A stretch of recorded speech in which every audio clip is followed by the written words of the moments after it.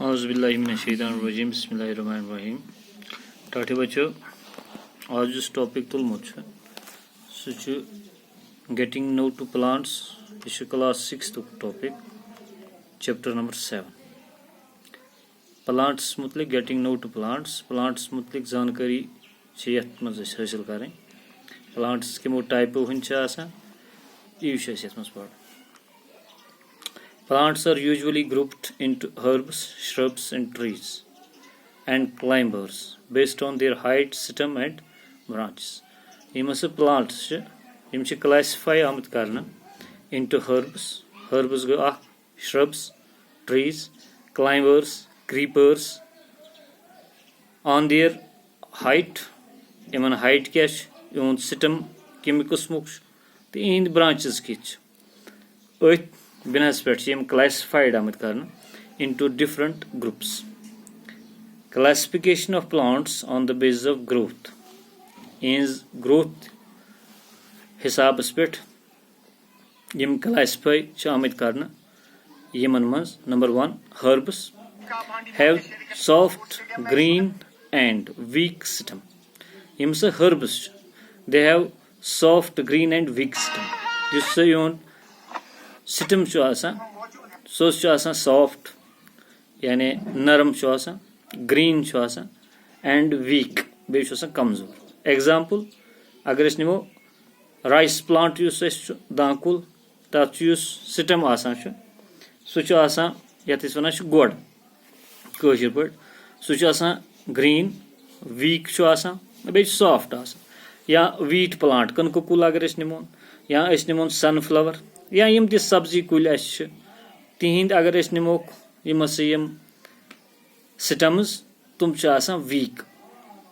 Number 2 shrubs they are bushy and have hard stem. shrubs गई जाड़ियाँ bushy तिमन वारिया ब्रांचेस bushy गई जाड़ियाँ and have hard stem बे तिमन स्टेम गोड़ सह वारिया hard that do not bend easily. यह easily हेकान bend गसित कह. These are plants with stem branching out near the base. Yemen बुन पे खसान branches stem से निश बुन पे खसान branches. Example वनो lemon या China rose या jasmine. बाव तो ये example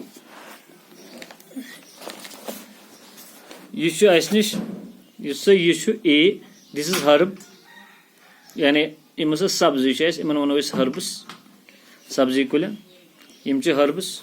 यह श्रब यह जाड़ी हंद सूरत मज जाड़ियाँ वारिया ब्रांचेस अत बुन पे ग ब्रांचेस स्टार्ट राइट फ्रॉम जमीन नबर हिस्स अति पे गोडनथ खसान ब्रांचेस गोड़ पे ब्रांचेस खसान.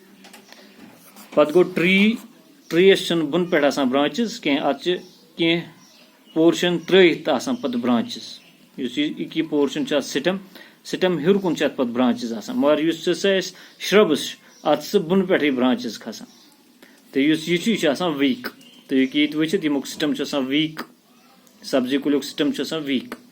यह सपोज पोश कुल लगान सह कुंड पोश अत बुन पे खसान ब्रांचेस अत वो श्रब्स. तो यह कुल सपोज डून कुल या मेव कुल तो हेकू अत कत पे ब्रांचेस खसान. अम पे पको ब्रो कुन ट्रीज पढ़ो. These are big plants which have a tail and strong stem, have branches in upper part much above the ground. ये मैं तो वही हो shrubs तथ ग्राउंड निब्र किन कम ग्राउंड नबर पे ब्रांचेस स्टार्ट मगर ट्रीजन कह. दे आर बिग यम बिग प्लांट्स विद अत क्या स्ट्रॉन्ग स्टेम गोड़ सह strong and have branches in the upper part much above the ground. यम ब्रांचेस लंज तुम नान हूर पहन तुम लिव फॉर मैनी ईयर्स इज उम्र तह.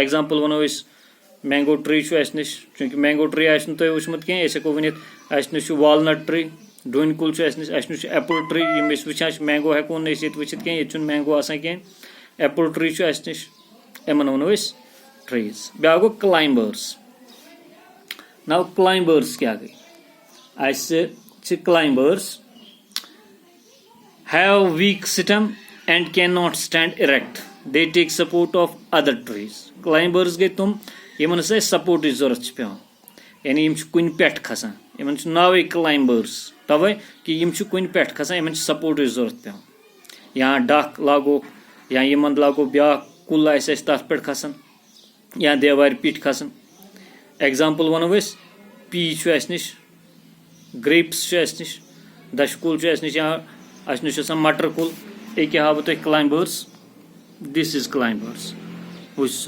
यह गोड़ एक्चुअली यतत गोड़ यतत कुल यतत खोतमुत मगर ये डक जरूरत पेम यह पे पे खोतमुत दिस इज क्लाइंबर अम पे निश creepers creepers now what is creeper plants which creep on the ground यम ग्राउंड पिठी पकान एंड स्प्रेड आउट यानी यह त्रो बेल फुल ये पे अथ पिठी पकान अमी जमीन पिठ पकान सपोज अस निश अलकुल गर अलकुल कोशुर अलकुल न कह वो कद अल ये वन कोशुर अलकुल क्लाइंबर जरूरत पे तथ डक जरूरत पे तथ हेको क्लाइंबर्स मगर डक अलकु अत क्या पत्थर अल ये वन कशर पे तथ पे सह जमीन पिठी पकान तथ डक त्रावान कह या वाटर मेलन निश हेंदवंद कुल या खरबूज कुल यम जमीन पिठ पकान now classification of plants on the basis of their life cycle इहुंद लाइफ साइकिल्स किस बारस मज अत पे क्लासिफाई आमत कर इन कचा वंस यानी life cycle on the basis of life cycle कि यम अकिस सीजनस मज या दोन सीजनन मज गना तैयार या त्रेन सीजनन मज गना तैयार वंस पे तथ मज गोथे annual plants annuals plants whose life cycle is completed in one season they are generally herbs यम हर्ब्स इहुंद life cycle one season for example अस निश वीट निश या मस्टर्ड या राइस कनक यह एक सीजनस मज गसान तैयार मस्टर्ड यह एक सीजनस मज गसान तैयार राइस यह हेको न दोन सीजनन वहित कह इत two season kharif and rabi season यह हेको एकसी सीजनस मज वहित biennials plants whose life cycle requires 2 seasons for completion अत 2 सीजन यह हेको दोन सीजनन मज वहित दे आर जनरली हर्ब्स यम generally herbs and rarely shrubs कुन सात श्रब्स एग्जाम्पल्स कैरेट रेडिश या पोटेटो यह हेको दोन सीजन ब्या perennials plants whose life cycle runs for more than 2 seasons इहुंद life cycle more than 2 seasons यह 2 सीजन अलाव तह नित यानी गावा निश या बाबुल निश या पाम ट्री यम 2 सीजन खुद अलाव इहुंद लाइफ साइकिल यानी इन फल तैयार गसान सह 2 सीजन खुद अलाव तह नित यानी एनुअल्स यम एकसी सीजनस मज गसान तैयार इहुंद फल गसान एकसी सीजनस मज तैयार बाइनल्स यम इहुंद फल तथ 2 सीजन तह लगित 2 सीजन तो पेनियल्स इन 2 सीजन खुद अलाव तह लगित यह classification of plants on the basis of their life cycle in life cycle हिसाब आमत 3 हिस्सों मज तकसीम कर annuals biennials and perennials annuals गई इहुंद लाइफ साइकिल 1 सीजन बाइनल्स गई इहुंद life cycle it requires 2 seasons and perennials गई 2 सीजन अलाव यमन लाइफ साइकिल लग तम पेनियल्स इंशाल्लाह बाकी पढ़ो सुबह अत मुतलिक आज गो यूत बाकी वसलम।